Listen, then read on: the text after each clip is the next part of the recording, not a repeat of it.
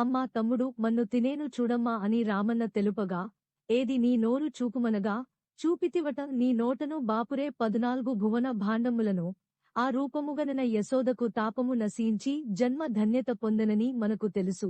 వీటినే 7 14 లోకాలని అంటుంటాము. పైవైపునున్నవి ఊర్ధ్వలోకాలు భూలోకం భువర్లోకం సువర్లోకం మహర్లోకం జనలోకం తపోలోకం సత్యలోకం, క్రింది వైపునున్నవి అధోలోకాలు అతల వితల సుతల రసాతల మహాతల తలాతల పాతాళం. మన హిందూ పురాణాలలో బ్రహ్మాండాన్ని కొన్ని లోకాలుగా విభజించారు. ఇవన్నీ విరాట్పురుషుని యొక్క విశ్వరూపంలోని శరీరంలోని అవయవాలుగా భావించారు. మహాభాగవతం 2వ స్కంధంలో ఈ లోకాల గురించి వర్ణన ఉంది. మొత్తం 14 లోకాలని, వాటిలో పైనున్న 7 ఊర్ధ్వలోకాలు, క్రిందనున్న 7 అధోలోకాలు అని చెబుతారు. లోకాల విభజన, లోకాలు 3 కొందరు, 7 కొందరు, 14 కొందరు అంటుంటారు.